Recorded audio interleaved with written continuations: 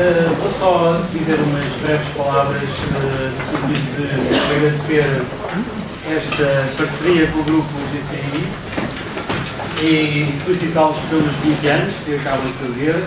Nós, na Faculdade de Ciências Sociais e Humanas, desde há muito que temos uma colaboração com o grupo, inicialmente de uma maneira mais acentuada e depois, posteriormente, menos, mas agora com as possibilidades mais.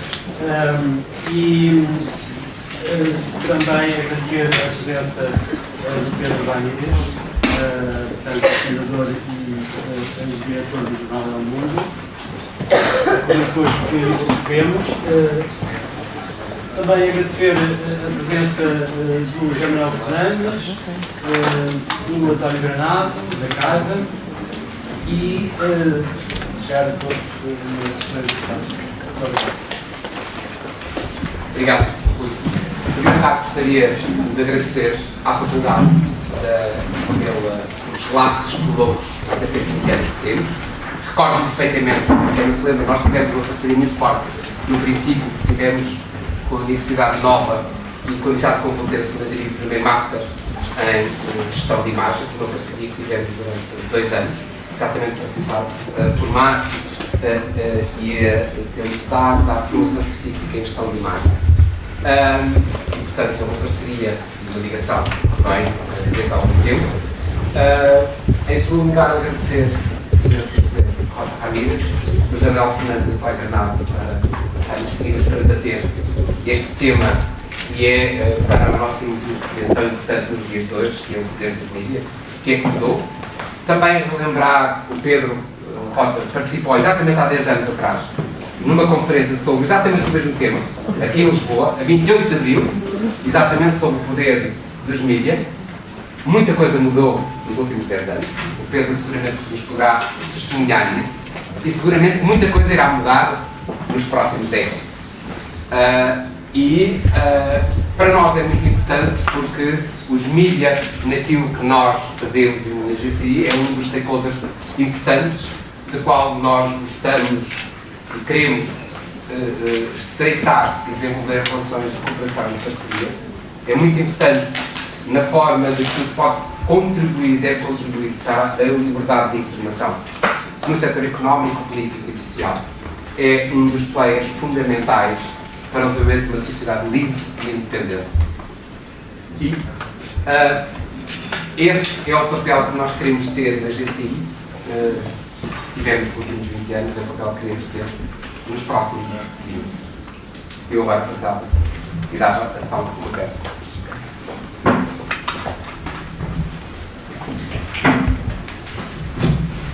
Cabe-me a mim fazer a apresentação do nosso convidado principal, mas eu, em primeiro lugar, eu queria agradecer à GCI, que, como já ouvimos, está a comemorar os seus 20 anos, esta oportunidade que deu à Faculdade de Ciências Sociais e Humanas de receber um dos grandes nomes do jornalismo espanhol, ibérico, mundial, diria eu. É um grande privilégio estar sentado ao lado dele uma das coisas que nós apreciamos, nós jornalistas apreciamos mais num outro jornalista é a sua coluna vertebral, e sobre o Pedro J. Ramírez não há dúvidas absolutamente nenhumas sobre a coluna. Ao Pedro Ramírez queria também expressar uma enorme vénia pelo trabalho que tem feito no jornalismo. Há uma frase que eu gosto muito de citar, que é de um humorista, de uma personagem de um humorista norte-americano que se chama Finlay Peter Dunne, que dizia que o jornal serve para afligir os confortáveis e confortar os aflitos.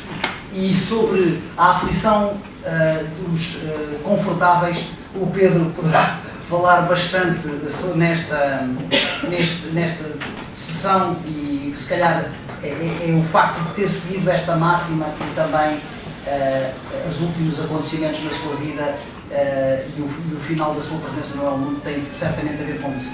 E na mesa está também o José Manuel Fernandes, que é agora publisher do Observador, mas durante muitos anos foi o meu diretor no público, e ele no final fará um comentário e dará a sua contribuição para o debate que nós vamos ter aqui com a audiência. Essa parte do debate é particularmente importante, não tenham medo de fazer perguntas.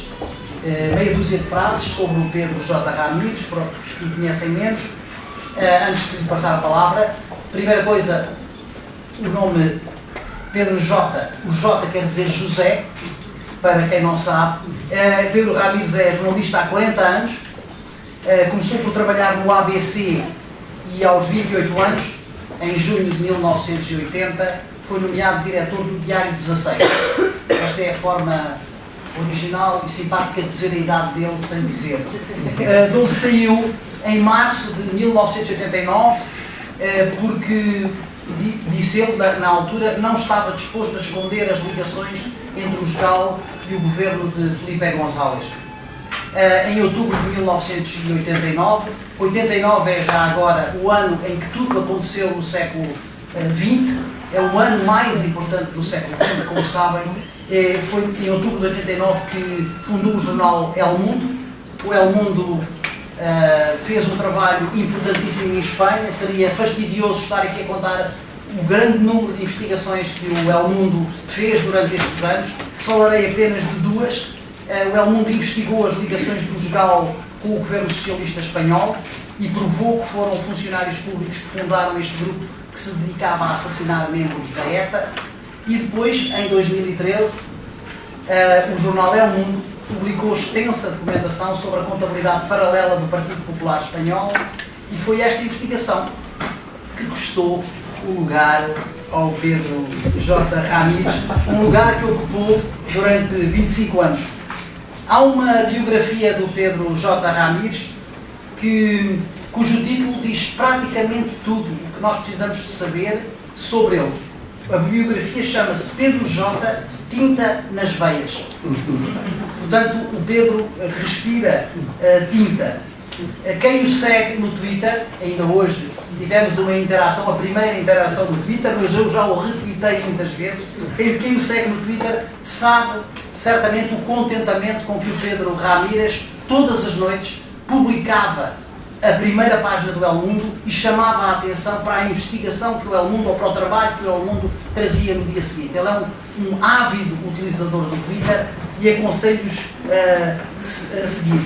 Eu não queria deixar de terminar por ler uma parte do editorial, do último editorial que o Pedro J. escreveu.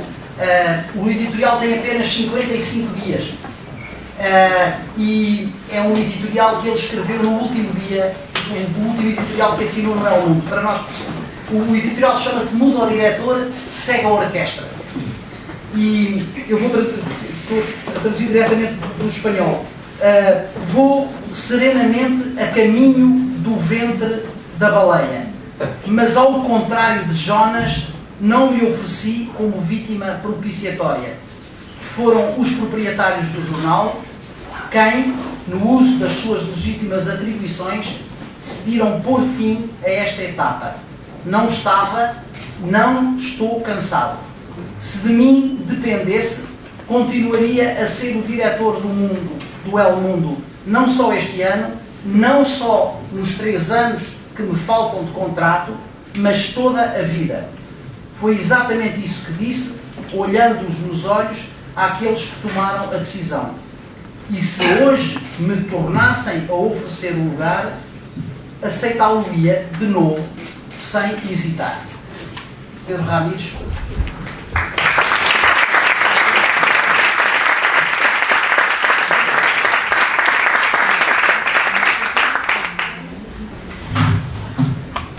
Buenos días.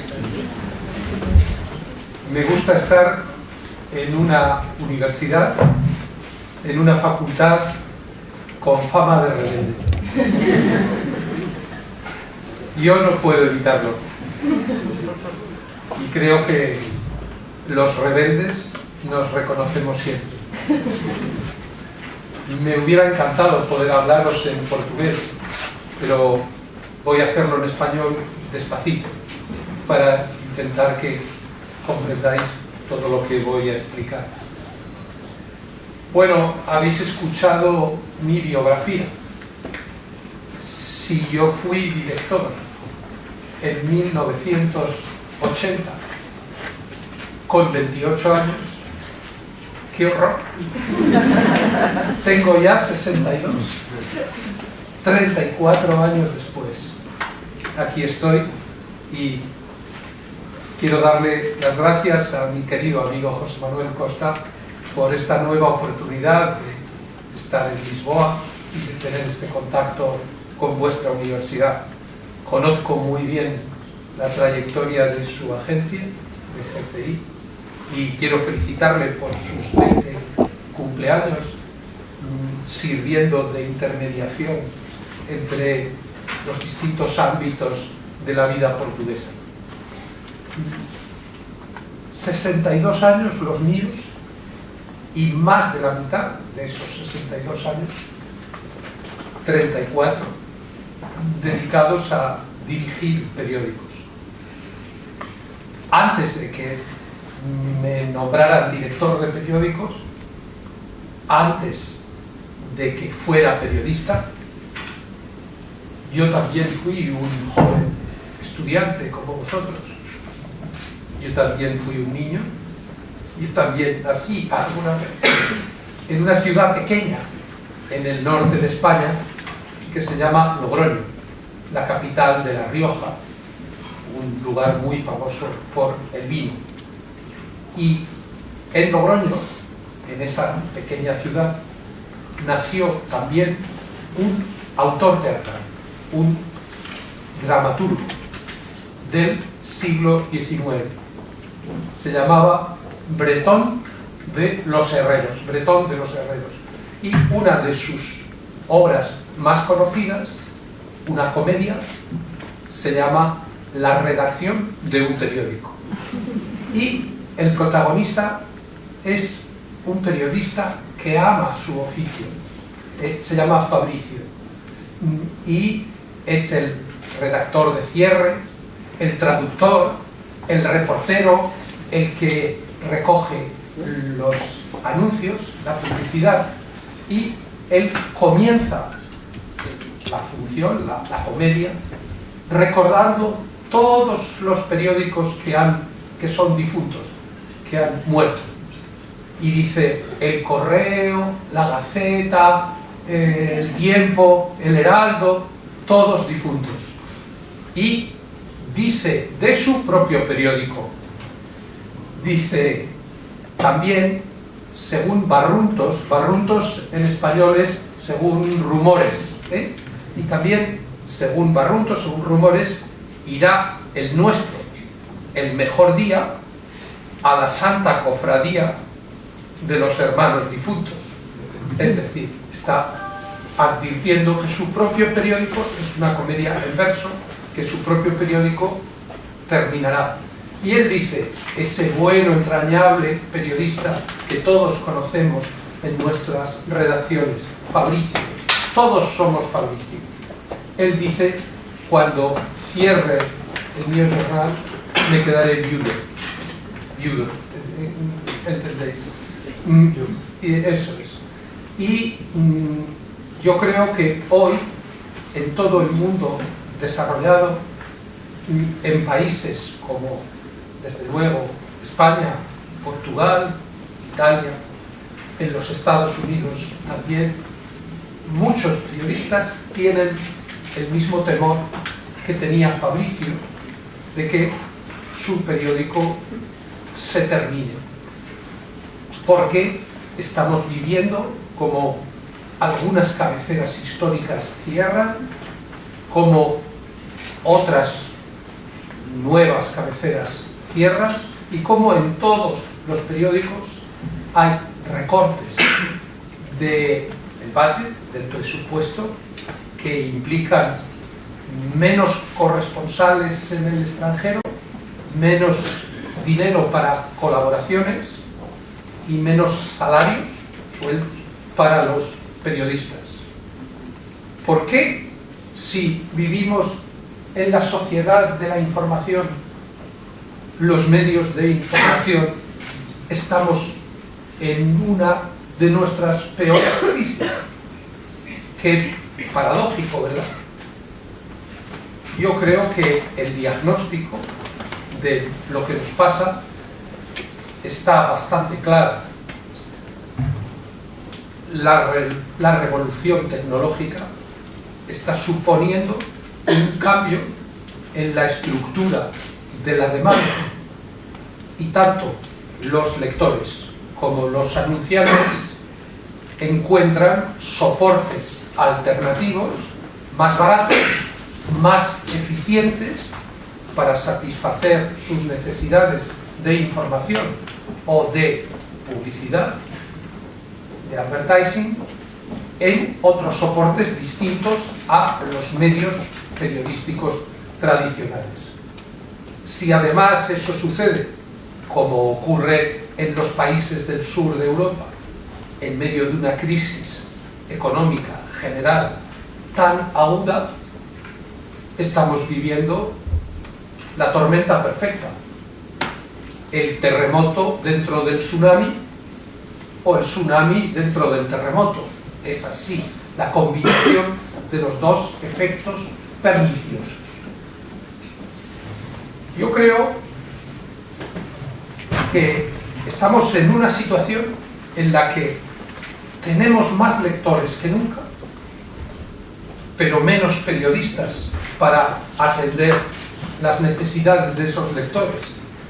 Llegamos a más hogares, llegamos más lejos de lo que llegábamos nunca. Un medio español o portugués puede ser leído instantáneamente en los Estados Unidos, en Brasil, en cualquier lugar de África, pero tenemos menos budget, menos presupuesto para que nuestros contenidos tengan la calidad y la cantidad que a los periodistas nos gustaría. Hay un dato que resume muy bien la pérdida de ingresos de los medios tradicionales. Es un dato del Instituto Pew de los Estados Unidos. Por cada $10 de ingresos publicitarios que los periódicos norteamericanos pierden en los soportes tradicionales, en el printed, en las ediciones impresas, ganan 1 online, en las ediciones digitales. Se pierden $10, se gana 1. La ecuación es ruinosa. Además, claro, ¿qué es lo que ocurre? Que en el ámbito online hay nuevos competidores, nuevas alternativas como soportes publicitarios. Tradicionalmente creemos que la publicidad, el advertising y los periódicos, o incluso los media, incluyendo la radio y la televisión, van juntos, como el caballo y el carro, que decía aquella canción, like the horse and carriage, love and marriage goes together like the horse and carriage. Una canción un poco machista, pero no es así ya. Esa relación, se ha roto, porque Google es el mayor anunciante, Facebook es otro gran anunciante, y cualquier compañía que desarrolle una actividad online, un banco que tenga relación online con sus clientes, puede ser un soporte publicitario alternativo, competidor de los periódicos o de la televisión. Y claro, el problema es que con una caída de ingresos publicitarios tan importante, se calcula que en Estados Unidos en 2010 los periódicos tuvieron los mismos ingresos, el mismo dinero por publicidad que en 1950. Es decir, un retroceso en dólares constantes, un retroceso de 60 años.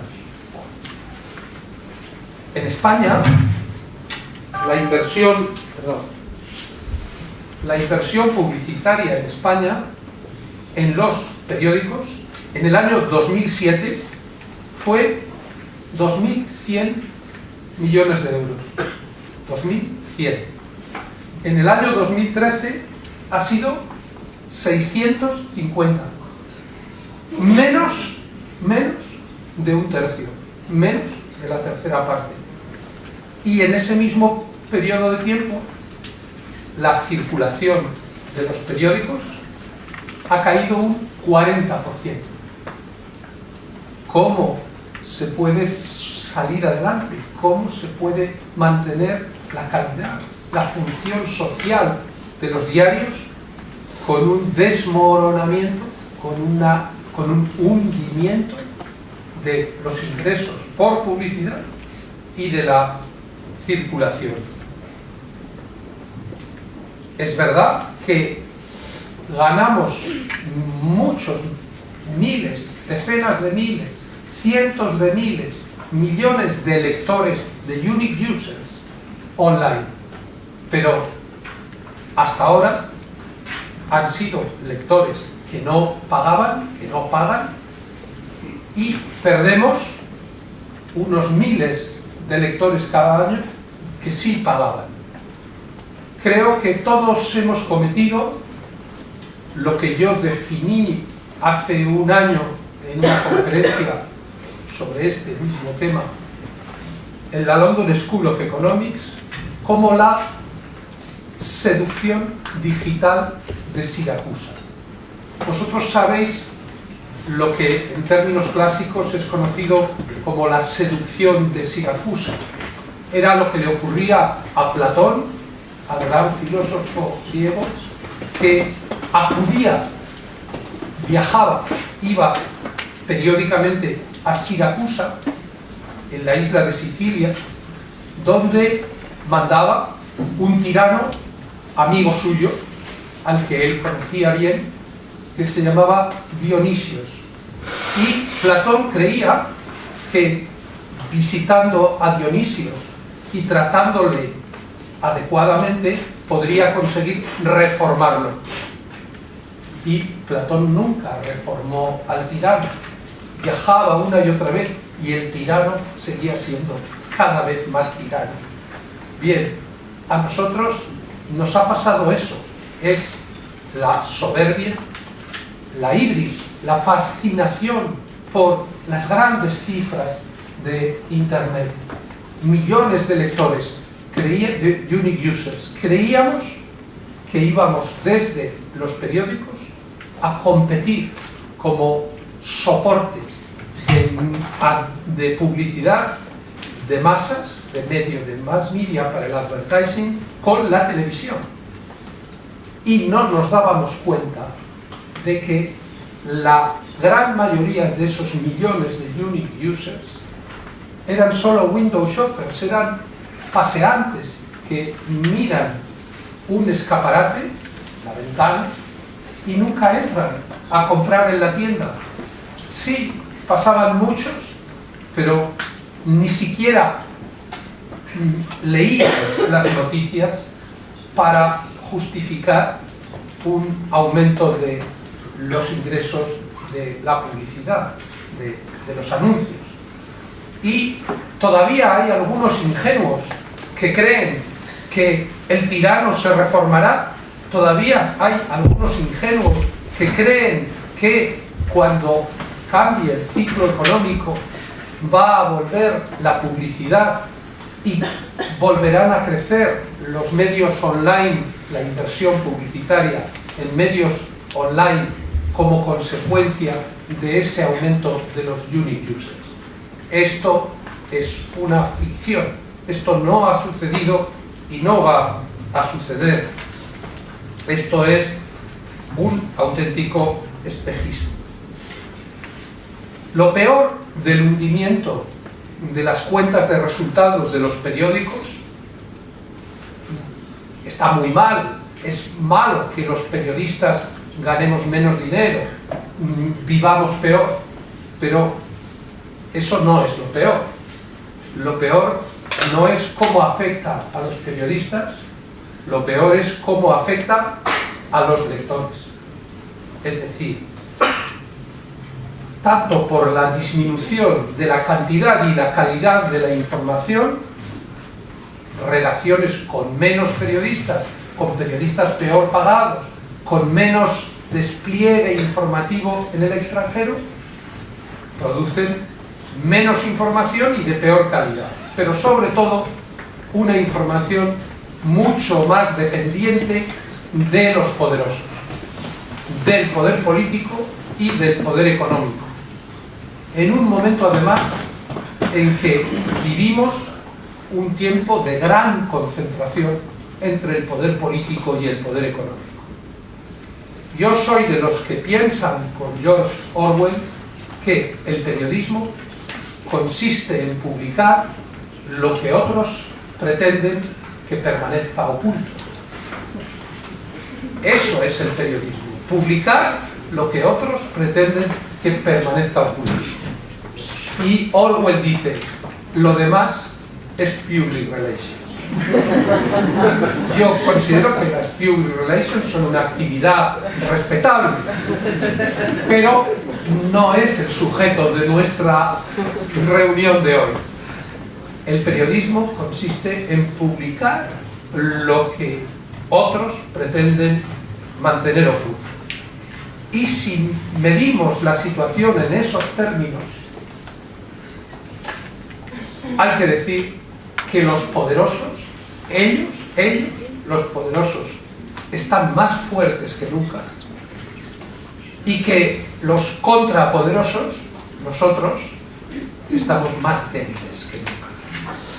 ¿Por qué? Pues porque la dependencia de los medios de comunicación, tanto de las decisiones políticas de los gobiernos, como de la inversión publicitaria de los principales grupos financieros, telecomunicaciones, telefonía y energía, esos tres sectores fundamentales que más que presupuestos de publicidad gestionan presupuestos de amistad y propaganda, lo cual es bienvenido. Todos queremos tener amigos, pero a nadie nos gusta que los amigos tengan la capacidad de condicionar tu línea editorial, tu línea informativa y de generar una sensación y una dinámica de autocensura en las redacciones de los periódicos. En todo el mundo occidental se están reproduciendo situaciones muy parecidas. En aquella comedia de 1836 de aquel autor teatral paisano mío, Fabricio, el buen periodista, tenía un jefe, un redactor jefe, podríamos decir un director, que era buen periodista, pero el dueño del periódico, que se llamaba Don Tadeo, pues sustituye al buen director para convertir un periódico crítico con problemas financieros en un periódico gubernamental sumiso, pero subvencionado por el gobierno y sus amigos. Al final podéis imaginar que el pobre Fabricio se queda viudo, es decir, que la alternativa tampoco funciona. Ahora es una tentación constante para todos los medios el convertir en prioritaria la relación con los gobiernos y con los poderes económicos antes que el servicio a sus lectores. Y eso es un círculo vicioso desastroso. Eso no puede terminar bien. Y yo creo que esa es una de las claves por las que hay tanto cinismo, tanto desencanto, tanta decepción entre los jóvenes y en general en la sociedad? Yo no sé cuál es el índice de paro entre los jóvenes en Portugal. Supongo que será alto el índice de desempleo de los jóvenes. En España es del 55%. Es decir, el 55% de los españoles menores de 35 años que quieren tener empleo no lo encuentran. Y yo digo que eso no es un país, que eso es una estafa, que eso es un sistema fallido y que en ese tipo de sistemas en los que los gobiernos no son capaces de garantizar o de ofrecer un porvenir, un horizonte razonable para los jóvenes, es imprescindible que exista algún elemento de contrapeso. Más importante que nunca, el papel de la prensa crítica. Y si la prensa está de rodillas, porque estamos de rodillas, Fabricio, el periodista tipo, está de rodillas, muchas veces aceptando la sumisión a cambio de la supervivencia. Y eso es comprensible. Pero el ver al periodismo de rodillas estimula e incrementa la sensación, la decepción, el cinismo, la desilusión de los ciudadanos respecto a los gobiernos. ¿Qué es lo que ven? Que el perro guardián, el famoso watchdog que siempre representaban los ingleses, al que aludía Churchill, la prensa, the watchdog of democracy. El perro guardián está narcotizado. Y eso es terrible.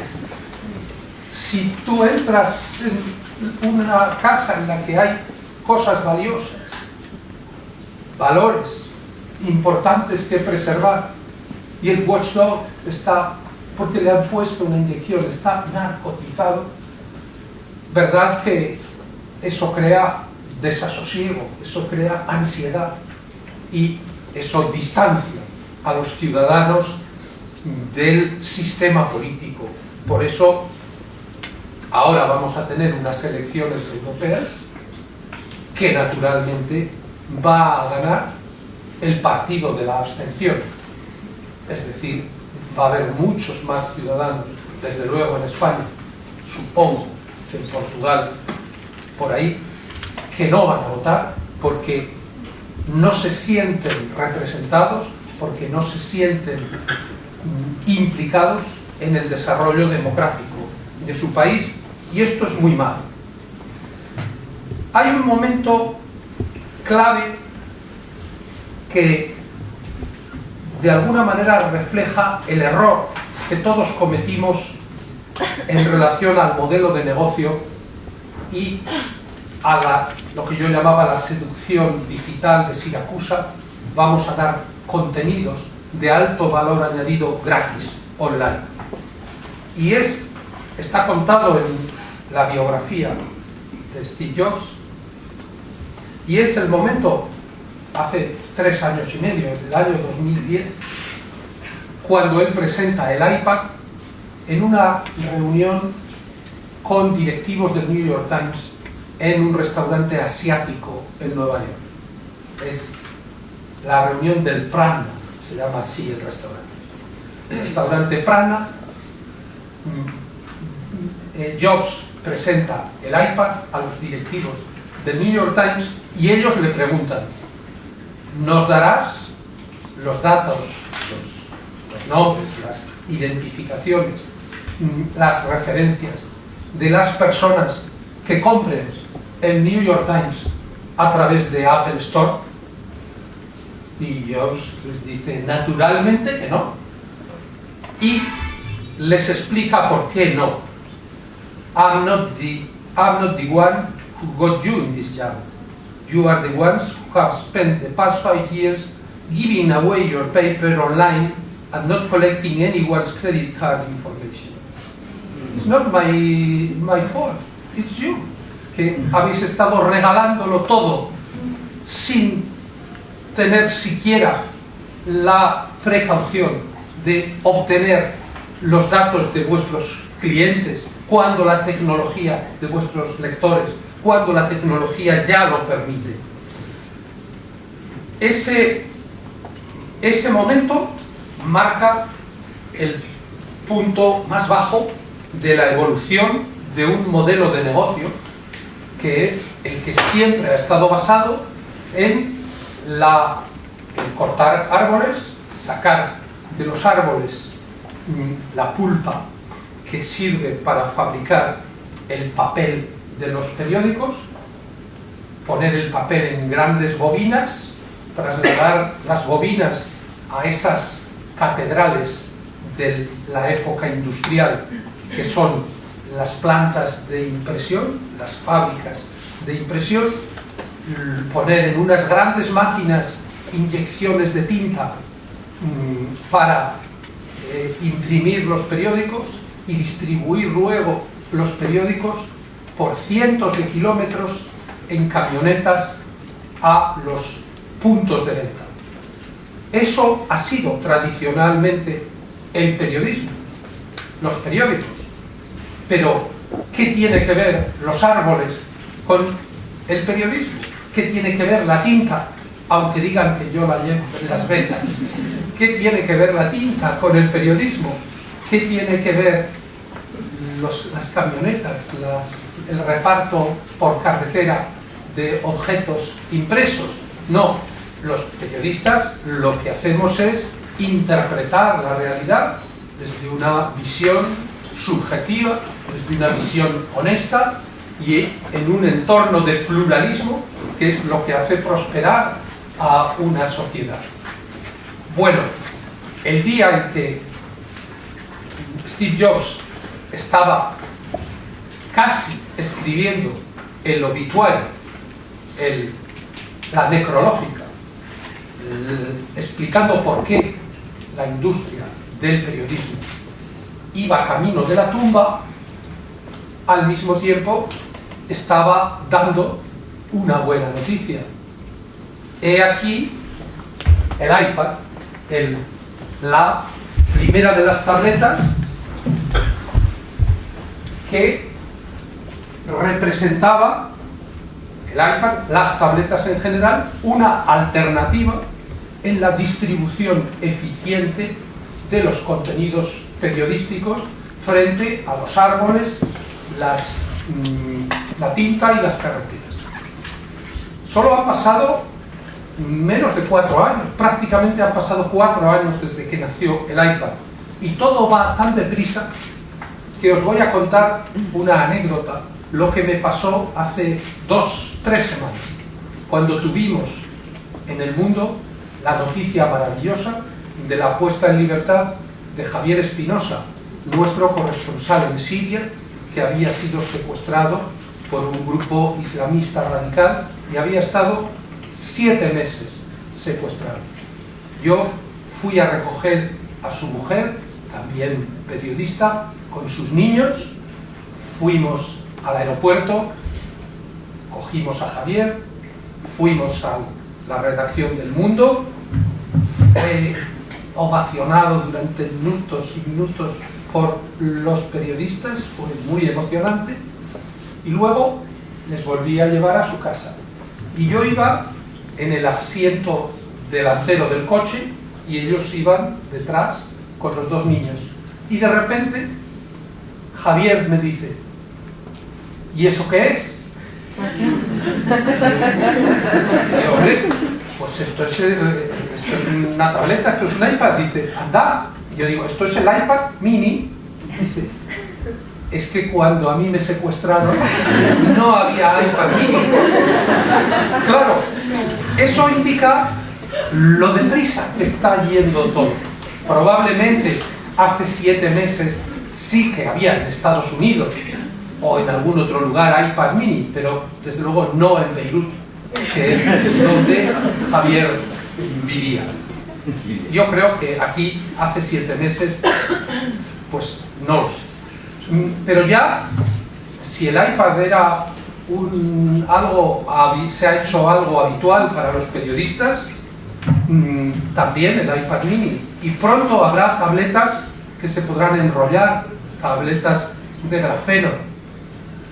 A mí no me sorprende que Rupert Murdoch haya pronosticado que el New York Post no se imprimirá dentro de 10 años y que el Wall Street Journal tampoco se imprimirá dentro de 20 como periódico de alta calidad.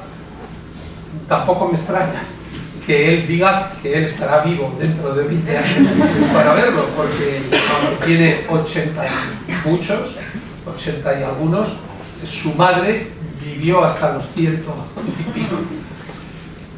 Yo creo que ni en España ni en Portugal se imprimirán periódicos dentro de cuánto, digamos 15 años, ni los 10 del New York Post ni los 20 del Wall Street Journal. Yo creo que dentro de 15 años ni en España ni en Portugal se imprimirán periódicos, porque el sistema de distribución a través de las tabletas y de los smartphones es mucho más eficiente. Los datos que ya existen sobre la estructura de la demanda así lo indican. Bueno, es lógico, porque cuando a mí me enseñaron por primera vez una tableta, el iPad, no el mini, sino que tenéis alguno como el que tenéis vosotros, el iPad, yo pensé, estamos hechos el uno para el otro. Yo pensé, esta es la combinación, perdón, voy a apagar el uno para el otro.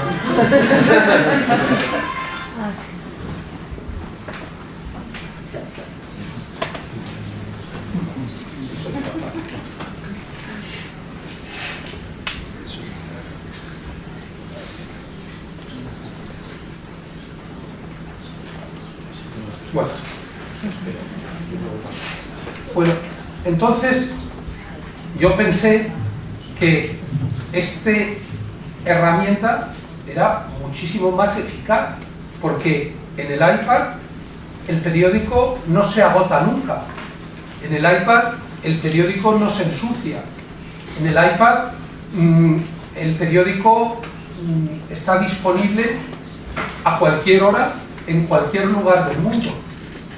En el iPad, el periódico, o en cualquier tableta, el periódico incluye el vídeo, incluye las fotogalerías, las prestaciones son infinitamente más atractivas. Y en torno al iPad, en torno al smartphone, en torno a las tabletas, se puede construir un nuevo modelo de negocio en el que el coste unitario del producto es cero. La clave del negocio, el business, en el sector de los periódicos siempre ha sido lo que técnicamente se llama el coste del sucesivo. Sucesivo es el siguiente periódico que vendes de más respecto a lo que has vendido el día anterior. Es decir, si Correo da Mañana, si Público, si Diario de Noticias vende mañana un ejemplar más que hoy, ¿cuánto le cuesta producirlo? Es decir, ¿cuánto cuesta el papel, la tinta, el espacio en el transporte, la comisión al distribuidor? ¿Cuál es ese coste industrial y cuál es la diferencia respecto al precio del periódico? Es decir, ¿cuál es el margen, la diferencia en favor del editor? En la distribución electrónica, el precio del sucesivo es cero.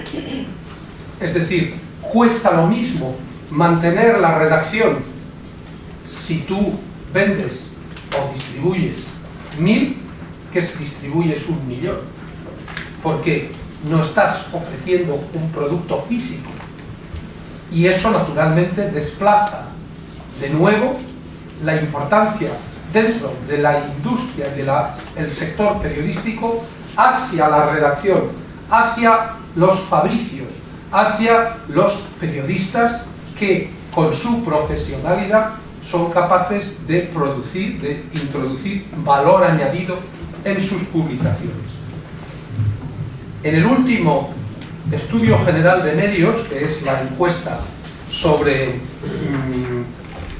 en España sobre el consumo de información, ha evolucionado. Aquí tengo el dato, fijaros, entre quienes consumen información en España, los diarios, 34 de cada 100 personas que consumían información, que eran consumidores activos de información, compraban en 2007 diarios. Ahora ha bajado a 29 de esos que consumen información. Y en Internet ha subido de 26 a 52. En los Estados Unidos hay un dato todavía más contundente. El otro día un amigo me mandó un slide, lástima no haberlo traído, que decía, nuestro futuro en un solo gráfico. Y entonces, este gráfico muestra cómo el tiempo que un consumidor de noticias dedica a los periódicos impresos en Estados Unidos ha bajado del 5,4 al 3,5. O sea, solo el 3,5% del tiempo destinado a la información se dedica a las ediciones impresas de los periódicos en Estados Unidos. El tiempo dedicado a los ordenadores, tanto ordenadores fijos como laptops, o sea, como portátiles, ha bajado del 21 al 18%. Y el tiempo dedicado a las tabletas y a los smartphones ha subido en 2 años del 13 al 23%. Todo indica que en cuestión de otros 3 años, 5 años, en los Estados Unidos el consumo de información en tabletas y smartphones va a superar al de la televisión. Entonces, estamos ante el desafío de construir un nuevo modelo de negocio, que ese era también el problema de los editores en el siglo XIX. Yo creo que hay un alto nivel de consenso en estos momentos entre los principales grupos del mundo desarrollado para desandar el camino de la gratuidad, para conseguir cobrar por los contenidos de valor añadido y de calidad que proporcionan los periódicos, tanto en su versión de réplica digital, es decir, cuando las ediciones impresas, las mismas ediciones impresas, se distribuyen como réplica, como reproducción digital en la pantalla, como con las native applications, cuando hay aplicaciones nativas, que es un formato, un nuevo diseño en la manera de presentar los contenidos. Pero en todo caso, the name of the game, la clave de la cuestión es suscripciones digitales. Esto es más fácil decirlo que hacerlo. Hay que volver a meter el genio desbordado de la gratuidad en la lámpara de las suscripciones digitales. Esa es la imagen de la que depende nuestro futuro. Porque yo creo que los proyectos digitales que se basen solamente en la publicidad van a tener el mismo nivel de dependencia que los periódicos tradicionales de un poder político y económico muy concentrado. Y creo que para poder servir de alternativa a un negocio en crisis como es el de la prensa tradicional, los medios digitales tendrán que conseguir el apoyo y el compromiso de los lectores. Usted quiere tener un buen periódico que lo va a recibir muy barato, a través de su smartphone, a través de su tableta. Va a tener que pagar un poco, mucho menos de lo que pagaba por el periódico impreso, pero va a tener que pagar algo. Pero con ese algo usted va a pagar la independencia y va a pagar la calidad. En definitiva, es para los medios establecidos un desafío.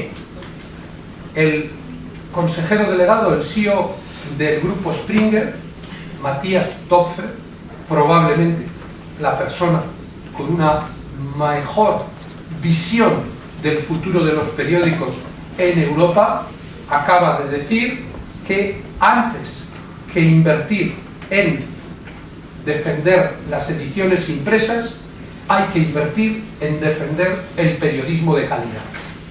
Y creo que tiene razón, porque la defensa de las ediciones impresas es la defensa de los fabricantes de papel, la defensa de los fabricantes de tinta, la defensa de los impresores, la defensa de los distribuidores, la defensa de los dueños de los puestos de periódicos, pero no es ni la defensa de los periodistas, ni sobre todo la defensa de los lectores.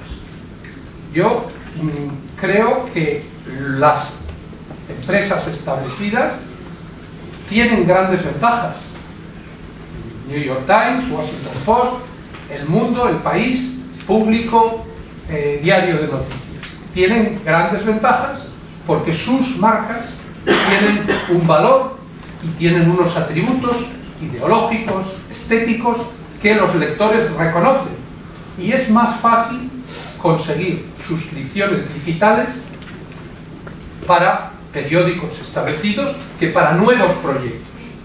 Pero también es verdad que en las compañías ya existentes la resistencia al cambio es un elemento, es una enfermedad estructural, porque hay muchos intereses creados que se resisten a la transformación de las compañías, porque la gente prefiere seguir haciendo lo mismo de siempre, como si el entorno no estuviera cambiando. Bien, yo le digo a ese imaginario y entrañable y querido colega Fabricio del siglo XIX, no te preocupes, los impresores lo pasarán mal, los fabricantes de papel lo pasarán mal, los distribuidores, los dueños de camiones de reparto lo pasarán mal. Los periodistas, antes o después, vamos a volver a ponernos de pie, porque antes o después va a haber un modelo de negocio en el que la gran parte de los ingresos vaya destinado exclusivamente a pagar los contenidos. Al principio, hace 300 años, los periódicos eran grandes empresas industriales, con talleres, con la mayoría de los empleados eran blue collar, porque había la fundición del plomo, los linotipistas. Yo he conocido periódicos que eran industrias muy contaminantes, que a veces estaban en el centro de las ciudades. Eso ha desaparecido. Han desaparecido también las teclistas, quienes tecleaban los contenidos para transformar los artículos de los periodistas en impulsos electrónicos. Todo eso ha desaparecido. Pues mi pronóstico es que van a desaparecer también los demás intermediarios y que nos vamos a quedar los periodistas y los lectores con una tecnología eficiente y una estructura comercial ágil en medio, y que si estamos de rodillas volveremos a estar de pie y la democracia recuperará la calidad que está perdida.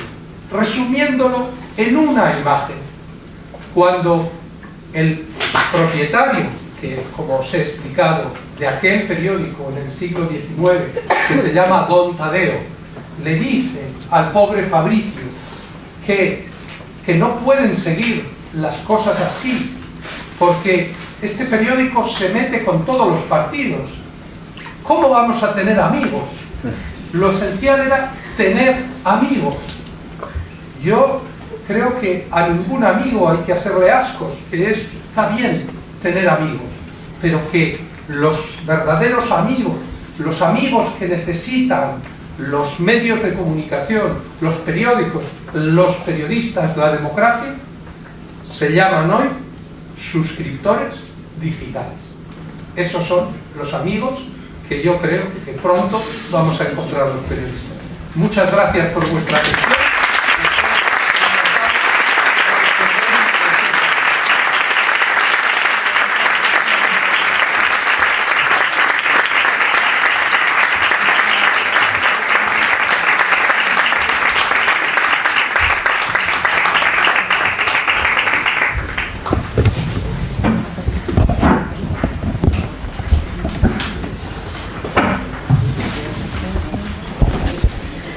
Bom dia, muito obrigado pelo convite. Duplo obrigado, primeiro pela oportunidade de ouvir esta conferência e depois pela oportunidade de estar convosco para poder comentar. Pequena história, se passou nesta sala, e não sei exatamente há quantos anos, mas já há bastantes anos, talvez 15 anos, mas um bocadinho menos, não sei exatamente. A última vez que eu fiz estive, vim aqui convidado a uma conferência pelo Dr. Mário Soares. Estava sentado no sofá o Pedro Walter Ramírez e eu sentei-me onde está aqui o António Granado. Mas era na altura diretor do Público, tinha uma vida atarefada, portanto quando cheguei aqui não havia ainda esta zona vermelha que faz cada sempre lugar para estacionar, portanto tive dificuldade em estacionar o carro, atrasei-me. Cheguei aqui 5 anos atrasado, pedi desculpa ao Dr. Mário Soares, ele disse senhor, e tal, disse, expliquei, eu desculpa, o problema de estacionar o carro. E ele veio comigo com um ar muito surpreendido e disse: estacionar o carro é diretor do Público e não tem motorista. E eu achei que havia alguma coisa de revelador naquela frase. E ao mesmo tempo, porque é que eu conto aqui esta história? Havia de revelador naquilo que era a imagem que um político tinha, político importante, o papel de diretor de um jornal, mas por outro lado, eu pessoalmente não me via como um motorista e, sobretudo, não me via como jornalista conduzido por um motorista em função do cargo onde estava. Porquê? Porque eu acho, e aí vou reforçar muito aquilo que disse o Pedro Walter Ramírez, eu acho que a posição do jornalista tem que ser um bocadinho inconfortável. Portanto, nós não estaremos bem se nos deixarmos acomodar e se começarmos a ter demasiados confortos e demasiadas obrigações que fazem com que, num momento ou outro, acabemos por sentir que, se calhar, vale a pena perder um bocado da independência para não perdermos um bocadinho aquela posição que temos. E se isto é muito válido para falarmos daquilo que poderia ser, talvez, o tema da conferência, a relação do poder com os mídias, a relação dos mídias com o poder político, com o poder económico, com os políticos, com as pessoas, com os empresários, com os anunciantes, eu acho que também é válido para falarmos um bocadinho deste problema que é o watchdog narcotizado.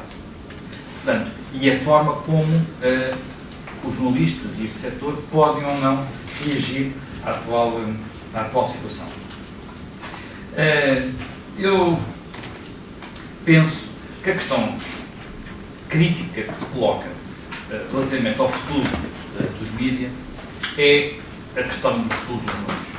É exatamente aquilo que disse, mesmo já no final da intervenção, o presidente do grupo Springer, é a questão de haver um jornalismo de qualidade, ou se quisermos, um jornalismo que vá de encontro às suas raízes, àquele jornalismo que divulga o que não quer que seja divulgado, que incomoda quem não quer ser incomodado, que acalenta quem necessita de alento.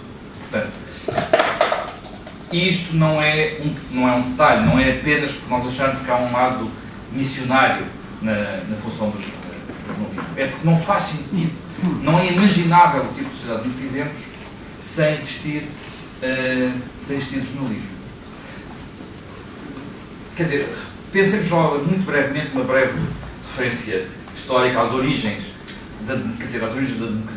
Todos sabem que foi na Grécia Antiga.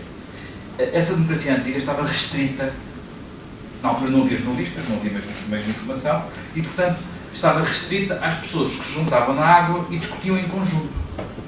Nós não podemos imaginar democracia sem pessoas que discutem em conjunto. Aquilo que permite a discussão em conjunto são os órgãos de informação. Portanto, é o jornalismo. Não é apenas, quer dizer, não é apenas aquilo que eles trazem para esta discussão, é a forma que nós contribuímos para organizar essa discussão, é sobretudo a forma que nos permite que a discussão seja possível. A primeira democracia moderna, de alguma forma, se quisermos, a primeira república moderna, que é a República Americana, logo no seu nascimento teve alguns elementos, quer dizer, são já marca da presença do jornalismo, se quisermos. Primeiro, o Congresso que escreveu a Constituição estava à porta fechada para não haver fugas de informação. Algo que ainda hoje nós às vezes sentimos que é um dos problemas associados à transparência, mas depois aquela Constituição, enfim, é uma Constituição pequena, tão grande como a nossa, foi publicada em dezenas de jornais. E aquilo que ainda hoje todos discutimos como sendo um elemento fundador das noções que temos na democracia, que são os Federalist Papers, foi a forma que dois membros do Congresso Constitucional encontraram, 2 ou 3 membros, encontraram escrever num jornal de Nova Iorque de explicar o que era o regime que estava a acabar de ser criado. Portanto, e assim se foi criando um espaço público, um espaço comum, onde as pessoas discutem as coisas em comum.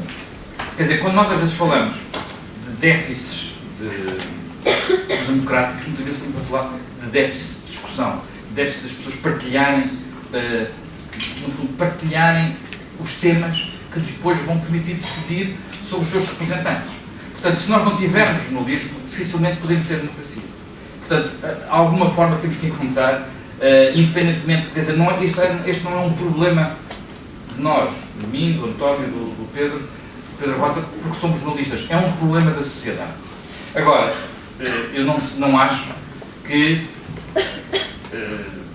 fique bem e seja útil nós olharmos para a sociedade e dizermos, bem, nós temos aqui um problema, ajudem-nos a resolvê-lo. Não, nós temos que resolver esse problema. E aqui vou deixar mais desafios, provavelmente soluções. Acho que isso também vai depender muito da forma como fomos capazes de reagir à situação atual. O watchdog está narcotizado. Eu acho que é verdade, não há dúvida nenhuma que esta indústria vive hoje numa situação económica de grande aflição. E os recursos de que dispõe são muitíssimo menores. Portanto, podemos olhar para o problema narcotizado olhando para o problema dos orçamentos.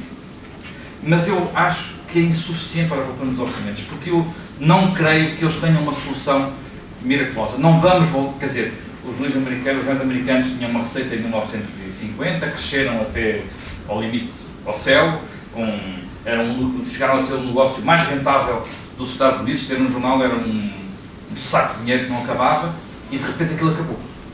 Portanto, e não vai voltar. Não se vai voltar àquele nível de receitas. Não se vai voltar aos tempos em que os jornalistas do Los Angeles Times fizeram uma greve, porque, isto ainda foi no tempo da guerra do Vietnã, fizeram uma greve porque a administração achou que para os enviados especiais que iam para Saigão não deviam viajar em primeira classe, deviam só em executiva. Portanto, e isso promovia uma greve. Esses tempos não vão voltar. Portanto, não acho que isso seja demasiado grave. Quer dizer, não acho que isso seja põe em causa a democracia ou põe em causa o jornalismo. Agora, põe em causa hábitos, põe em causa modos de funcionamento, põe em causa a forma como muitas destas organizações estão habituadas a trabalhar. Eu acho que uma das coisas que precisamos tentar perceber, não sei se depois vamos encontrar soluções, mas uma das coisas que é necessário tentar perceber é que nestas mutações que estão, quer dizer, regra geral, quando há grandes mutações na sociedade, eu não estou a dizer que isto vai acontecer, atenção, o que vou dizer a seguir é um bocadinho provocatório, não sei se vai acontecer, mas quando há grandes mutações na sociedade, por regra, são atores diferentes aqueles que ocupam os lugares novos. Não foram os industriais caminhos de ferro que criaram a aviação. Não foram as pessoas que tinham cavalariças que inventaram o automóvel. Quer dizer, há momentos aqui que as coisas mudam. Quer dizer, quando há momentos de mudança, mudam também muitas vezes, às vezes, os protagonistas. E eu sinto que neste momento, há alguma coisa que já está a mudar e que se calhar nós não estamos a dar a devida atenção. Eu vou dar alguns exemplos disso. Quando eu há pouco falei de jornalismo, de alguma forma era a agro moderna, nós podemos dizer que se calhar hoje já temos outra agro moderna, que não é só a agro possibilitada pelos jornalistas.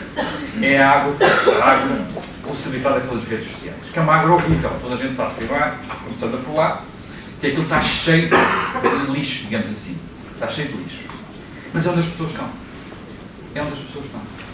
Quer dizer, é onde as pessoas passam uma boa parte dos seus dias. Será possível fazer jornalismo sem compreender isto? Reparem, não sei exatamente quais são os números para os Estados Unidos, tem alguns números para Portugal, mas nos principais sites de informação portugueses, 1/3 das visitas das pessoas que lá chegam vindas do Facebook. Não chegam porque digitaram TVI 24, Público, a Bola, não. Chegam lá porque na sua página inicial do Facebook apareceu uma notícia do Público, da Bola, da TV 24, ou porque algum amigo pôs lá uma notícia, ou porque alguém referiu, e eles, entraram no site. Isto é uma forma de chegar à informação totalmente diferente daquela que nós tínhamos há, não é há 10 anos atrás, não é há 5 anos atrás, é há 3 anos atrás, é diferente. Como é que se lida com isto? Por exemplo, as empresas têm dificuldade. Será que, hoje em dia, como falou o Pedro Rota, está-se a tentar, como se diz, monitorizar essas pessoas. Elas chegam, alguma coisa têm de pagar. Podem pagar logo à entrada, podem pagar mais tarde, podem pagar quando batem na paywall, podem pagar. Enfim, há muitos modelos. O que é que fazemos às pessoas que chegam no Facebook? Deixamos-nos entrar? É um modelo que tem sido seguido em muito lado. Mas se a maior parte das pessoas vem daquele lado, faz sentido? Quer dizer, nós dizemos que, por um lado, vamos acabar com o tal erro que o Jobs disse que o New York Times fez para deixar as pessoas todas entrar gratuitamente, mas ao mesmo tempo que damos acabamos com esse erro, vamos começar a monetizar, mas ao mesmo tempo deixamos que elas entrem pelo sítio onde elas não pagam nada. Será que é esse o caminho? Mas se fazemos esse caminho, quer dizer, se fazemos esse caminho, depois na tentação não é dizer, então nesse caso, nós pomos poucas notícias no Facebook, que é para as pessoas não virem muito lá, conseguimos que elas venham de outros sítios. Quer dizer, eu acho que não se está a conseguir, não se está ainda a saber lidar com isto. E depois eu pergunto, até que ponto o tipo de discussão, o tipo de envolvimento, o tipo de desenvolvimentos que têm as discussões nessa nova água, que são as redes sociais, não é só o Facebook, também é o Twitter, que em Portugal tem pouca importância, mas noutros países é muito importante já, e outras que surgirão, vão aparecer outras com certeza, as pessoas mais novas, quer dizer, o meu filho já teve no Facebook, já saiu, já está muitas coisas que eu nem sei bem o que são. Portanto, e essas coisas vão continuar a acontecer e vão ser criadas por gente que não é jornalista, nem é desta indústria, mas que se calhar vai influenciar muito o futuro do jornalismo e o financiamento do próprio jornalismo. Eu não tenho uma solução, não sei qual é. Acho que temos que tentar, temos que andar com os caminhos todos, encontrar novas formas, mas aquilo que seguramente não vai acontecer é, regressarmos ao conforto relativo que apesar de tudo havia no passado, 2, regressar aos modelos tradicionais que existiam antes, em que no fundo são modelos de pagamento baseados em 2 pilares, quer dizer, por um lado o que o consumidor paga, era um modelo tradicional dos jornais complementado por publicidade, no jornalismo que se fazia nas rádios e nos jornalismos que se fazia nas televisões e faz, não é este modelo já, e não é há muitas décadas. É um modelo em que as pessoas pagam por via da publicidade, não pagam, enfim, os jornais por cabo, podem pagar alguma coisa para ter o canal por cabo, mas não têm o canal por cabo só para ter a SIC Notícias, tem o canal por cabo para ter a Fox e para ter o AXN e para ter essas coisas todas. Portanto, é um modelo diferente. Portanto, nós vamos precisar de trabalhar muito, vamos precisar de imaginar muito, de criar novas formas. E não é possível, quer dizer, todas as pessoas estão aqui a dizer, daqui a 10 anos, daqui a 5 anos, daqui a 3 anos, daqui a 15 anos, o papel vai acabar. Daqui a 2 anos, o mobile vai estar à frente das televisões. Mas o que é que acontece nas organizações tradicionais, nas empresas tradicionais? 80% dos recursos, se calhar 90% dos recursos, continuam a ser dirigidos para fazer o papel e para apresentar um noticiário das 21 horas ou um noticiário das 8 da manhã, no caso do e para o online ficam os restos. Quer dizer, não estou a dizer que seja a organização, enfim, o Financial Times mudou recentemente a sua organização. Mudou os seus horários, de forma a que as horas de feira são as horas do online e não as horas de papel. Mudou isso. Mas quantas empresas, por exemplo, em Portugal já fizeram isso? Quantas se organizaram de forma realmente diferente? Estão coisas a acontecer. Estou com muita curiosidade de ver o que é que faz o Expresso, que fez uma grande reorganização, inclusive física, do seu espaço de redação para fazer este novo produto. Vamos ver o que é que dá. Nós não devemos ter aquela atitude que muitas vezes eu vejo nos líderes que é isso não vai dar, isso não interessa, isso não dá. Eu às vezes conto a seguinte história. Eu agora estou num projeto, regressou ao bairro Alto, entre aspas, que era o velho bairro dos jornais. No tempo em que todos os jornais eram no bairro Alto, contava-se uma história que era um dia houve um incêndio no bairro Alto, no prédio em frente a um dos jornais. Portanto, do outro lado da rua. Havia que jornais em 4, 5, 6 ruas. No dia seguinte, o único jornal que não tinha disso do incêndio era o jornal que estava em frente ao prédio. Porque os jornalistas daquele jornal acharam que não valia a pena, era uma coisa local, ali da sua rua. Todos os outros deram notícia. Isto, às vezes, reflete a atitude errada que muitas vezes existe na minha profissão. E que é uma atitude que eu acho que tem que mudar se nós quisermos, de facto, fugir ao risco de cloro que foi aqui citado, se quisermos fazer com que os windows só apresentem na loja, se quisermos ter recursos suficientes para não ficarmos nas mãos dos anunciantes, para não dizer coisas às vezes piores. Nós sabemos, infelizmente, o que é que se está a passar, por exemplo, na estrutura acionista de muitas empresas de comunicação social em Portugal, que não é tranquilizador. Quer dizer, podemos dizer que não demos muito por nada de especial, mas nos últimos 4, 5 anos houve uma mudança importante em alguns dos princípios. Não é dos principais, mas alguns importantes órgãos de informação em Portugal, cuja estrutura acionista mudou de forma radical e não se percebe nem para quê. Porque é que há pessoas que querem perder tanto dinheiro? Esta é que é a questão. Porque é que há pessoas que querem perder tanto dinheiro? A mim, como jurista, não me deixa tranquilo. Deixa-me mesmo bastante preocupado.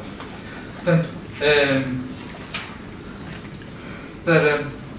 para terminar, apenas um exemplo.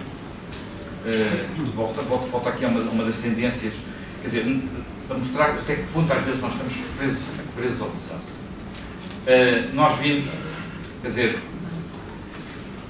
que a forma, quer dizer, não é já só as pessoas acederem, receberem muita informação via Facebook. Quer dizer, eu não estou aqui a mostrar seguramente muitos estudantes. Eu, a última vez que dei aulas, foi o ano passado, não foi nesta faculdade, foi noutra, foi um curso de jornalismo, me perguntava sempre onde é que eles iam buscar informação, porque eu nunca os via com jornal, não é? Eu nunca leio com jornal. Se vocês compram, lá no Católica não compravam, aqui também não devem comprar. Quer dizer, às vezes há uns que compram a bola quando vê que ganha, imagino eu, mas são à procura de grande informação. Porque eles sabiam, quando eu discutia temas da turma, as pessoas sabiam estar muito informadas. E, de facto, as pessoas é na internet e é muito porque tem o Facebook como uma espécie de fundo de ecrã onde as coisas vão caindo. Ora, é preciso nós percebermos isto para não estarmos presos ao passado. E é preciso também perceber outra coisa. Pedro Bota falou aqui muito do Estado e disse que eram feitos para ele. Eu acho que ele tem razão, provavelmente o Estado deve ser feito para pessoas como ele ou como eu, que já passaram dos 50 há muitos anos. Eu também passei dos 50 há bastantes anos. Não digo 60, mas porquê? Porque tem um formato que é agradável, é uma coisa que eu posso dar ao meu pai, que tem mais de 80, e ele entende, e ele adapta-se a isto. Mas eu suspeito que a grande mudança não vai vir daqui, vai vir do smartphone. Isso é que é realmente diferente. E é por aí que as coisas vão passar. Mas isso exige pensar na própria forma como arrumamos, por exemplo, os sites diferentes, porque eles vão poder ter que ser vistos tão naturalmente num smartphone como num tablet ou como num num ecrã de computador. E agora as coisas começam a mudar. Mas até há muito pouco tempo, em Portugal, e eu penso que não é muito diferente da maior parte dos outros sítios, quando nós íamos desenhar um site, desenhávamos para um computador de secretário. E no fim dizíamos, temos que fazer uma aplicação para o smartphone. Que era outro site, era outra coisa, era outra complicação. As coisas já não podem ser assim, não podem continuar a ser assim. Será que se está preparado para isso? Será que as empresas estão preparadas? Será que os jornalistas estão preparados para isso? Será que eles percebem, por exemplo, se vão cobrir uma manifestação com um telemóvel na mão, um smartphone na mão, podem fazer um tipo de cobertura mais parecida com o que as pessoas estão ali a fazer para o seu Facebook? E que isso pode também ser útil para a informação estruturada que nós esperamos de um jornalista? Será que isto já está a acontecer? Eu penso que ainda não está a acontecer.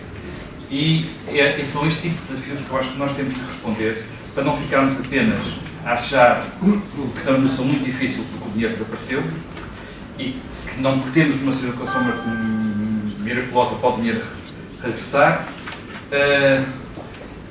podendo correr o risco, que eu já vi correr em alguns países, de dizer, por governo vai dizer, governo, acuda-nos, dê-nos os subsídios. Isso seria a morte do artista. Seria a morte do artista, podia não ser a morte do artista nos primeiros anos, era a morte do artista a prazo. Não é essa a saída, portanto vamos ter que encontrar outras saídas e talvez, e se calhar, vamos ter que olhar, talvez se calhar não, eu acho que isto vai chato, vamos ter que olhar para o que as pessoas estão a fazer, para os sítios onde as pessoas estão, para ver como é que elas se comportam e tentar estar menos preso àquilo que eram os nossos hábitos e a nossa forma de funcionar e as nossas organizações tradicionais e mais atentos àquilo que são a mudança de vida que está a acontecer. A previsão do futuro é muito difícil. Muito difícil. Há textos fabulosos escritos quando foi no início do século XX, em que se previa que Paris ia ficar submersa pelos excrementos dos cavalos por causa do aumento da população da cidade parisiense. Não aconteceu. Mas isso é fácil a gente falar, foi há um século, há mais de um século. Vão ler o artigo, no livro, que o Bill Gates, o visionário Bill Gates, escreveu no princípio dos anos 90. Está tudo errado, enganou-se em tudo. O Bill Gates enganou-se em tudo. Disse que o futuro era por ser de roda. Não rir, não é? O visionário. Quer dizer, portanto, as coisas acontecem por caminhos que nós não sabemos, porque é preciso estar atento. Se quiserem, é o bottom line do meu comentário.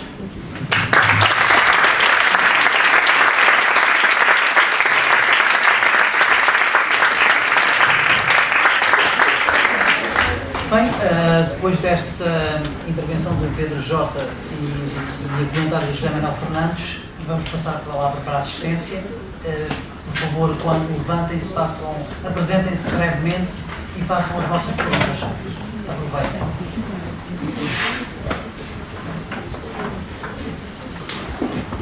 Olá, bom dia. Meu nome é Álvaro Mendonça, sou jornalista, colega Alex Gabriel. E tenho a dúvida, porque o Pedro Jota diz que o futuro é o nosso melhor amigo dos jornais, é o subscritor digital, e o Zé Manuel, segundo julgo saber, vai acabar de lançar um projeto online que não é pago. E eu pergunto, quem é que tem razão? E sobre as redes sociais, estava a fazer aqui uma pergunta, só antes de o Zé Manuel responder. Quem é que durante esta sessão tirou fotografias e postou coisas nas redes sociais para o braço de mar, se faz favor? Ainda somos poucos. Eu tive más atento ao depois. Yo es que creo que estoy de acuerdo en que la clave de todo, lo más importante, es preservar la calidad del periodismo. Y para preservar la calidad del periodismo es imprescindible poder pagar a buenos periodistas que puedan especializarse y cubrir la información colectivamente. Eso es un periódico. Y yo creo que el periódico sobrevivirá en la era digital a la muerte del papel. Yo he dicho que el futuro son las suscripciones digitales. Puede haber presente sin suscripciones digitales, pero creo que a medida que cualquier proyecto nativo digital crezca y se desarrolle, tendrá que obtener ingresos por la venta de los contenidos, porque la publicidad cada vez se va a concentrar más en los motores de búsqueda como Google, en las redes sociales como Facebook y en otros operadores. Sobre las redes sociales, todos hemos dicho, sí, yo he tuiteado y yo he utilizado las redes sociales. Se pueden utilizar bien y se pueden utilizar mal. Las redes sociales pueden ser un instrumento de frivolidad o pueden ser también un instrumento para difundir el conocimiento, y porque lo importante de un tweet es el link. Lo más importante del tweet es a dónde te lleva el tweet, a qué persona, a qué contenido. Tú puedes, con un tweet simpático dirigido a tus amigos, enlazar un paper de la Universidad de Stanford verdaderamente profundo e interesante sobre un asunto académico muy complejo. Cuando yo empecé en Twitter, escribí un artículo que se llamaba Alice in Twitterland, porque para mí entrar en Twitter, empequeñecerse en los 140 caracteres, es como meterse por el agujero del conejo. Alicia toma el bebedizo para hacerse pequeña, pero se hace pequeña para poder llegar a un territorio en el que va a tener experiencias. Es menguar, adelgazar, empequeñecer para crecer en experiencias. Alicia se hace adulta, se hace persona en Wonderland, en el lugar en el que tiene el tamaño de las cartas de la baraja, pero sus experiencias son enriquecedoras. Y cuando Alicia sale de Twitter, sale de Wonderland, de Twitterland, es mucho más sabia. Esa es la oportunidad que dan las redes sociales. Muito rapidamente, duas coisas. Este ponto é muito importante e é um ponto, por exemplo, eu sinto que em Portugal está muito atrasado. O Twitter, para um jornalista, é um instrumento profissional, não é apenas uma coisa de brincadeira. Quantos jornalistas em Portugal, os milhares que existem, o utilizam como instrumento profissional? Quantos o utilizam para divulgar os seus trabalhos, os trabalhos do seu jornal? Há imensas possibilidades. Quer dizer, este é o país onde alguns papas do espaço público desmerecem as redes sociais sempre que têm a oportunidade. Como Miguel Sousa Tavares, quando no microfone à frente, peçam-nos para falar do Twitter ou do Facebook, eles dizem aquilo que algumas pessoas estão a ouvir, aquilo que é um chiqueiro, que está uma porcaria, que há muito lixo. É verdade, há muito lixo, mas também há aqui atrás, na esquina, quer dizer, há lixo por todo lado, não é por isso que a gente não tem que estar no chute quando as coisas acontecem. De facto, eu enfim, acho que muitos dos modelos de negócio que nós estamos a tentar montar têm muito a ver com as empresas que existem e com a necessidade de salvar o essencial. Portanto, e provavelmente é a única, eu admito que em alguns casos são os únicos caminhos a seguir. Nós vamos conhecer para a semana um novo produto do Expresso. Eu só sei algumas coisas sobre esse produto, não sei se vai correr bem, se vai correr mal, mas acho que mas com toda a franqueza, acho que é um produto criado em função daquilo que o Expresso é, dos sítios onde ele tem força e dos sítios onde é fraco, e da estrutura de redação que ele tem. Não é um produto criado em função daquilo que são as formas como as pessoas consomem informação na idade da internet. Não é? Agora, se calhar é uma coisa que o Expresso pode fazer, e se calhar é o melhor que ele tem a fazer do ponto de vista empresarial e de rentabilizar os seus ativos. Não estou a dizer o contrário. Agora, acho que são duas formas de olhar para o problema e nós temos que ter as duas formas de olhar para o problema nesta altura. Não sabemos qual é o caminho, não há ninguém que nunca tenha mais que saiba qual é o caminho. E também a sua questão, porque penso que é muito importante. O jornalismo tem que ser capaz de fazer a diferença. E nós não podemos, a primeira vez que disse isso foi na Casa de Imprensa, foi há 2 anos e meio, num debate em que estavam praticamente só jornalistas. Ontem foi o Dr. Balsemão, encerrar o debate, fazer a intervenção pública. Mas o meu ponto nesse debate foi: nós passamos a vida a queixar-nos dos faltam-bombeiros, dos faltam-orçamento. E depois andamos todos a fazer o mesmo. Estamos todos em fila para o Parlamento, com o microfone lá à frente, daquela fila dos deputados do outro lado, depois dizerem banalidades sobre a última uma coisa qualquer, que possa encher uns minutos de rádio ou de televisão. Quer dizer, temos poucos recursos e andamos a gastar os recursos todos a fazer o mesmo. Eu acho que isto é que é uma das coisas que tem que se começar a fazer de forma diferente. Há quem tente já, não estou a dizer que não existe, há muitas pessoas que tentam fazer um tipo de caminhos diferentes. Mas se calhar é deixar alguns desses desinvestir nesse tipo de coisas e investir em coisas diferentes, com as mesmas equipas, que são equipas pequenas, mais pequenas do que toda a gente gostaria de ter, obviamente mais pequenas, muitíssimo mais pequenas, pior pagas, com menos recursos para fazer, menos possibilidades de fazer algumas coisas que se gostariam de fazer, claro, mas quando se tem pouco, andar a fazer igual aos outros é que eu acho que não faz sentido nenhum. E nós temos muito disso, basta olhar para os canais de televisão e para os noticiários da rádio, temos demasiado disso. A imprensa escrita, apesar de tudo, vai tentar fugir um bocado dessa regra. Mais questões? Eu sou jornalista e dou aulas aqui nesta universidade. A minha pergunta vai no sentido de aprofundar um pouco aquilo que disseram, ou seja, que é que jornalismo de qualidade é esse pelo qual as pessoas estarão dispostas a pagar?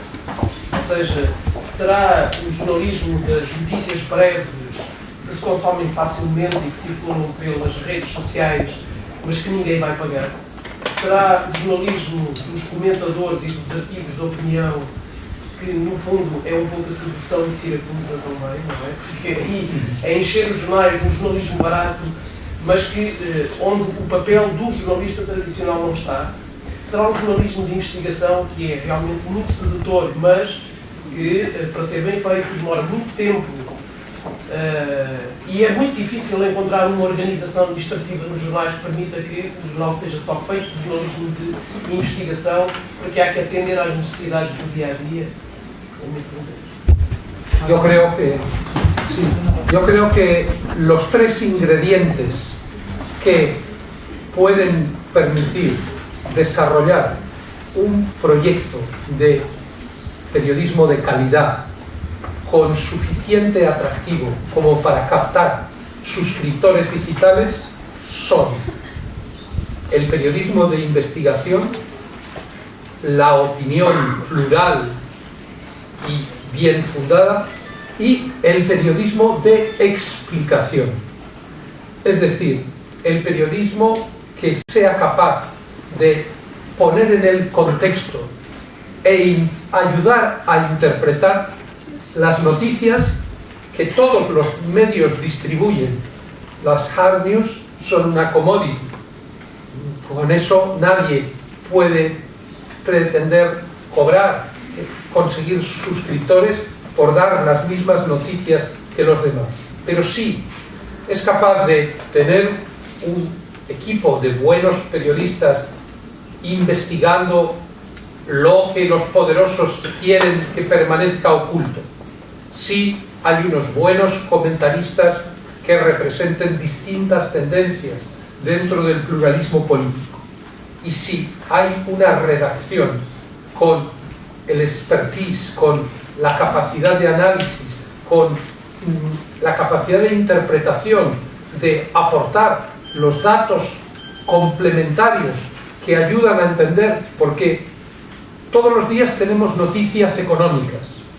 Sube el desempleo, baja la inflación, cambian los tipos de interés, pero qué pocas veces encontramos buenas piezas que nos ayuden a entender qué consecuencias van a tener esas decisiones y esas noticias para nuestra vida.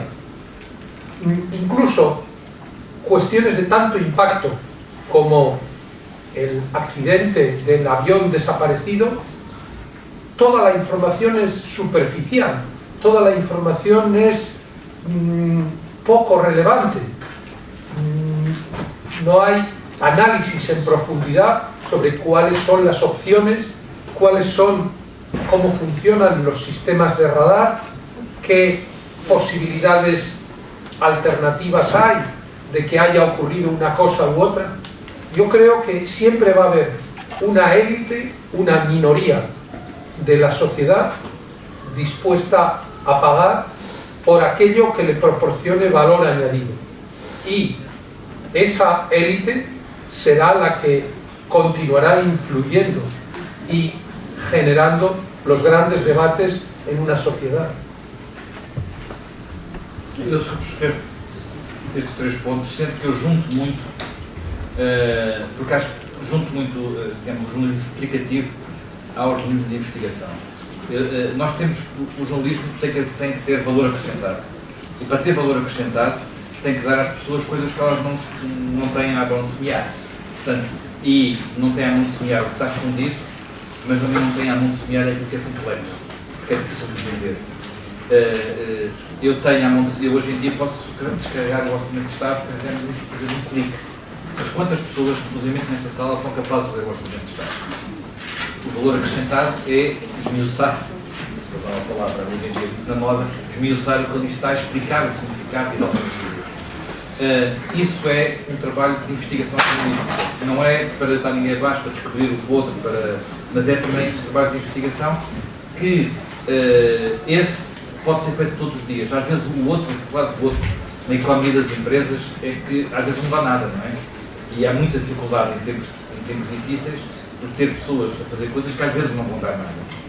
Eu acho que tem que se continuar a ter e encontrar mecanismos, se calhar mais leves, mais supletivos, para continuar a fazer isso.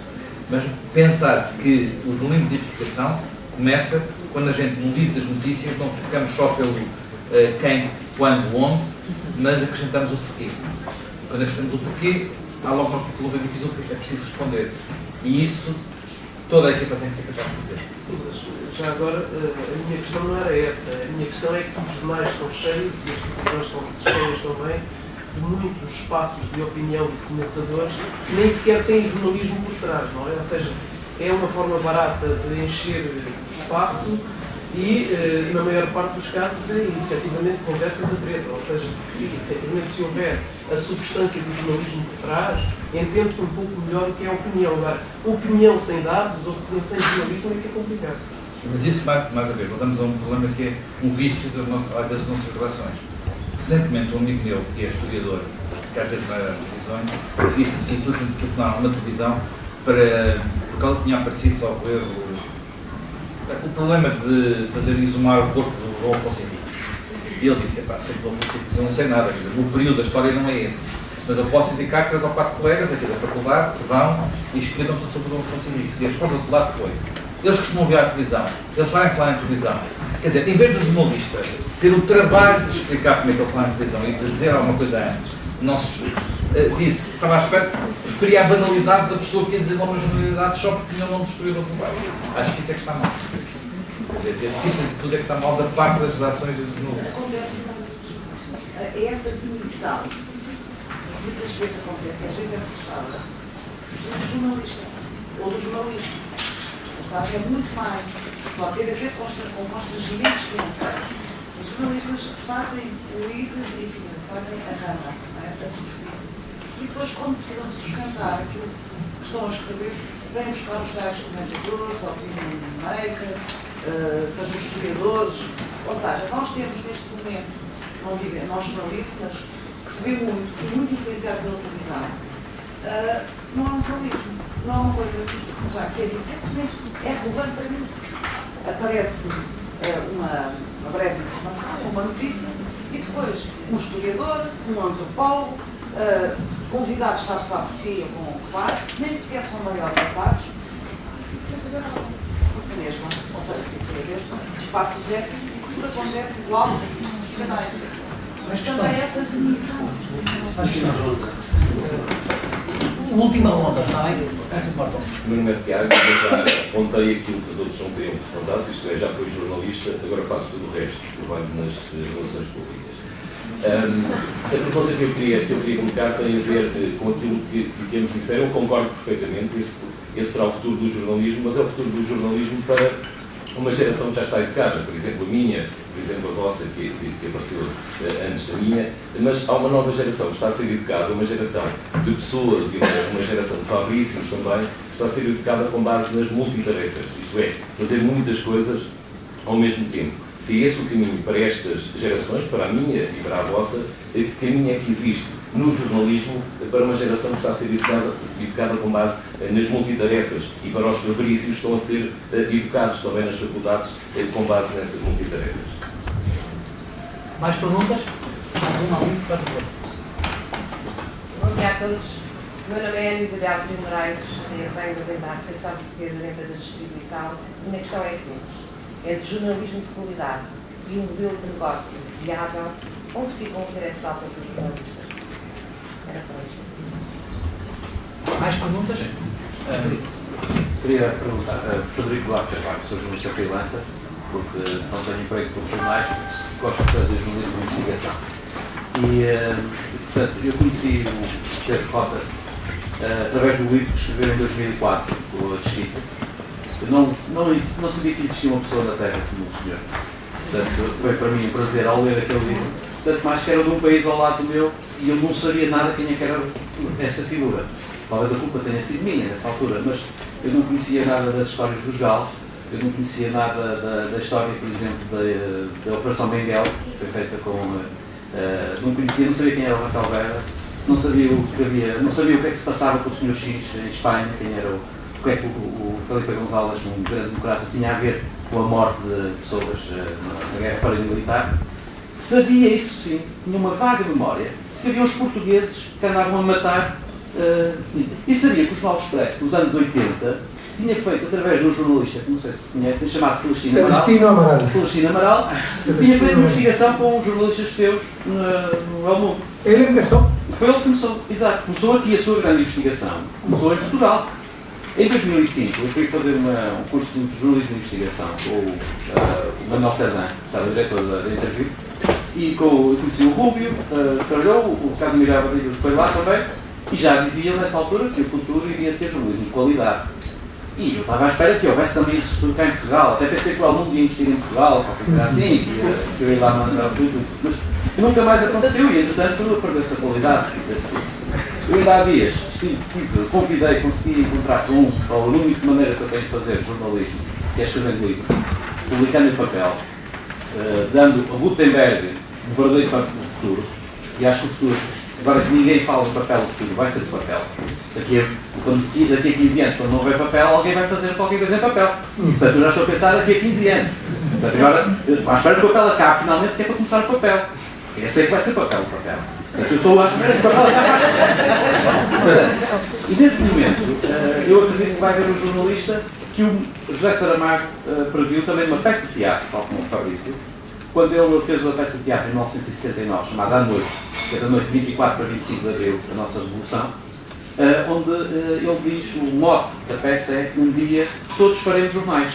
Isto é em 1979, eu nem sequer sabia que havia iPads, nem a Guerra na Líbia, nem nada desse género. Portanto, Saramago escreveu isto em 1979. Um dia todos faremos jornais. Mas não quer dizer que um dia sejamos todos jornalistas.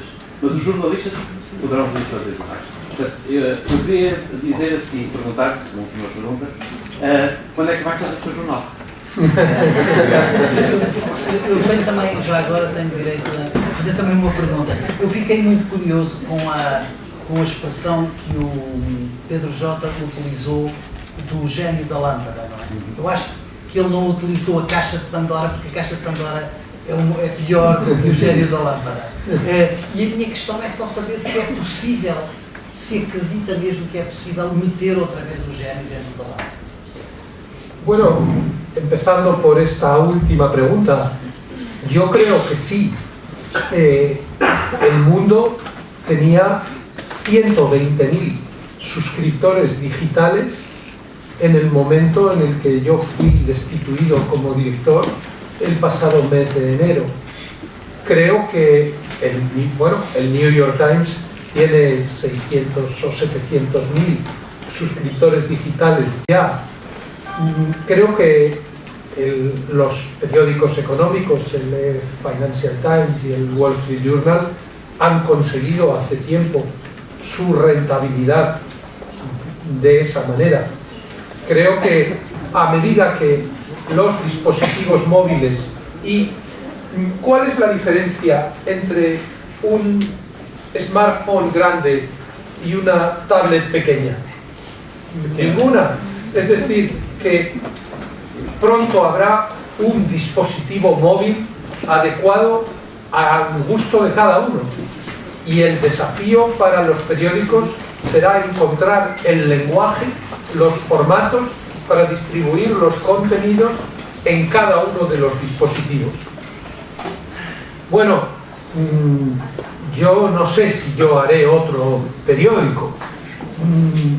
Yo no me voy a volver vegetariano, eso seguro, eso seguro. Sigo muy vinculado al mundo, sigo escribiendo todos los domingos mi artículo que escribo desde hace muchos años los domingos, y estoy muy vinculado emocionalmente con la redacción del Mundo. Por lo tanto, va a depender de lo que suceda con el Mundo el que yo lidere o no otro proyecto.